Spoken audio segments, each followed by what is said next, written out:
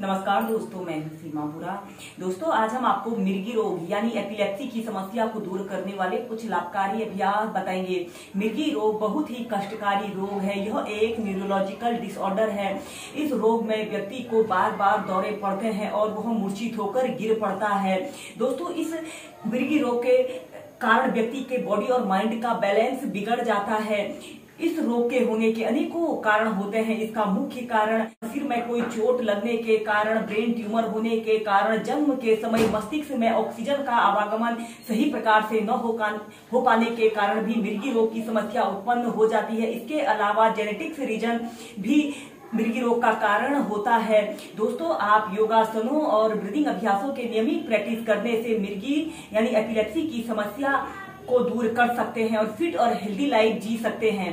आइए देखते हैं कि एपिलेप्सी की समस्या को दूर करने वाले अभ्यासों को कैसे प्रैक्टिस किया जाता है। एपिलेप्सी मिर्गी रोग की समस्या को दूर करने के लिए आप तनाव से दूर रहें और संतुलित आहार लें और इन योगाभ्यासों और प्राणायामों को अपनी दिनचर्या में शामिल कीजिए। आप सबसे पहले कपालभाति प्राणायाम, अनुलोम विलोम प्राणायाम और भ्रामरी प्राणायाम को 20 से 25 मिनट नियमित अपनी दिनचर्या में शामिल कीजिए। इसके बाद आप इन योगाभ्यासों को प्रैक्टिस कीजिए। इसमें सबसे पहला अभ्यास हम करेंगे सुप्त वज्रासना।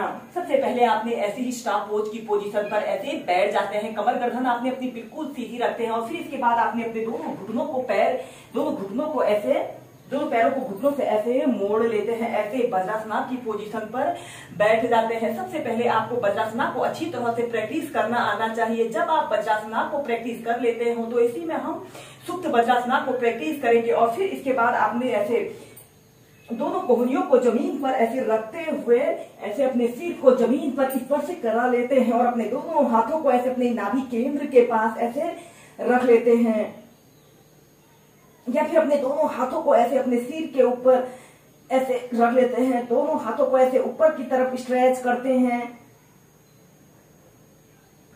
10 सेकेंड 30 सेकेंड ऐसे ही होल्ड करके रखते हैं या फिर अपने दोनों हाथों को ऐसे इंटरलॉक कर लेते हैं। हथेलियां ऊपर की तरफ रहेंगी और श्वास अंदर भरते हुए ऐसे अपने शरीर को ऐसे ऊपर की तरफ स्ट्रेच करते हैं, जितना स्ट्रेच आप कर सकते हैं। और श्वास छोड़ते हुए ऐसे अपनी हथेलियों को ऐसे अपने सिर पर लगाने की कोशिश करें। श्वास अंदर भरते हुए ऐसे ऊपर की तरफ स्ट्रेच करें और श्वास छोड़ते हुए नीचे। ऐसे ही आपने 4 से 5 बार अप डाउन करते हुए इस सुप्त वज्रासना को प्रैक्टिस करें और फिर इसके बाद आपने अपने दोनों हाथों को ऐसे अपने कंधों के पास ऐसे रखते हुए ऐसे अपने सिर को ऐसे मोड़ लेते हैं और अपने दोनों हाथों को ऐसे अपने नाभि केंद्र के पास रखते हुए एक आरामदायक अवधि के लिए 30 सेकंड से लेकर 2 मिनट तक ऐसे ही होल्ड करके रखें और फिर ऐसे सीधे ऐसे ही सुप्त वज्रासना को आप 4 से 5 बार मेंटेन करके प्रैक्टिस कीजिए। अब हम करेंगे हलासना और सर्वांग आसन को एक साथ प्रैक्टिस करेंगे।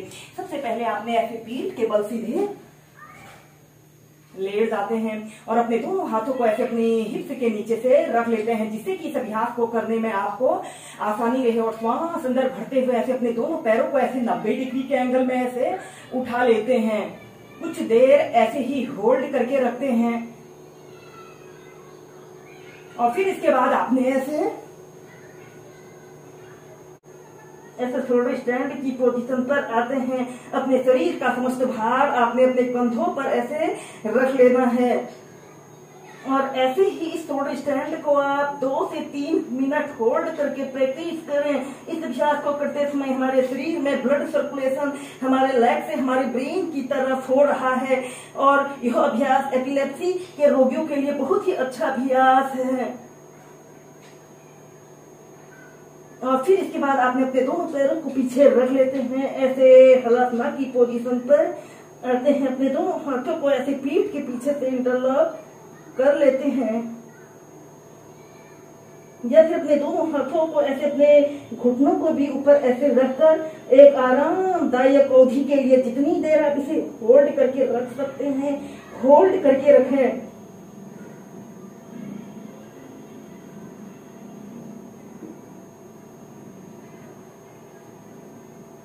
और फिर धीरे धीरे ऐसे शोल्डर स्टैंड की पोजीशन पर आते हैं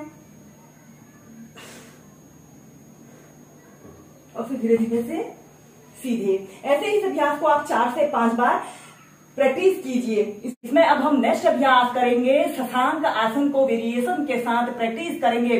सबसे पहले आपने ऐसे ही वज्रासन की पोजीशन पर ऐसे बैठ जाते हैं और फिर अपने दोनों घुटनों को आगे से जितना आप फैला सकते हैं उतना फैला लेते हैं और ऐसे आपके पैर के अंगूठे एक दूसरे को स्पर्श कर रहे हों और आपने अपने दोनों हील के बीच में ऐसे बैठ जाना है और अपने दोनों हाथों को श्वास अंदर भरते हुए ऐसे ऊपर को उठाते हैं और श्वास छोड़ते हुए ऐसे धीरे धीरे ऐसे आगे को झुक जाते हैं। अपनी छाती को, अपनी ठोड़ी को ऐसे जमीन पर स्पर्श करा लेते हैं और एक आरामदायक अवधि के लिए 2 मिनट से लेकर 3 मिनट तक इस शशांक आसन की पोजीशन पर रहें। इस अभ्यास को करने से मेंटल हेल्थ से जुड़ी समस्याएं भी दूर होती हैं और फिर इसके बाद आपने धीरे धीरे श्वास अंदर भरते हुए ऐसे सेंटर में आ जाते हैं। ऐसे ही से आप 4 से 5 बार प्रैक्टिस कीजिए। इसके बाद इसकी नेक्स्ट वेरिएशन को करने के लिए आपने ऐसे ही वज्रासन की पोजीशन पर ऐसे बैठ जाना है और अपने सिर के बीच वाले हिस्से को जमीन पर ऐसे रख लेते हैं, जमीन पर ऐसे रख लेते हैं और ऐसे अपने शरीर को ऐसे ऊपर को उठा लेते हैं और अपने दोनों हाथों को ऐसे अपने घुटनों के पीछे से ऐसे इंटरलॉक कर लेते हैं और ऐसे अपने घुटनों को ऐसे अपने सिर के समीप लाने की कोशिश करते हैं।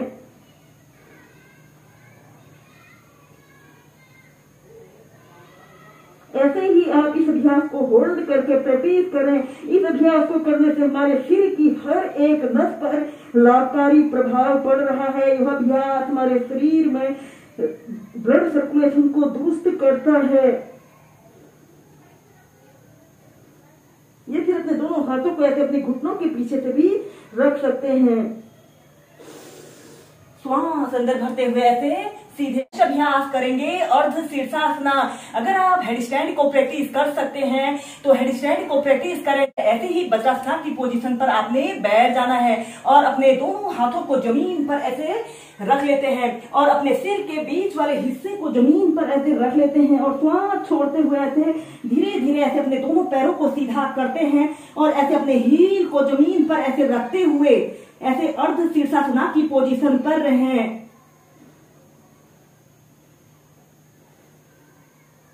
Normal breathing.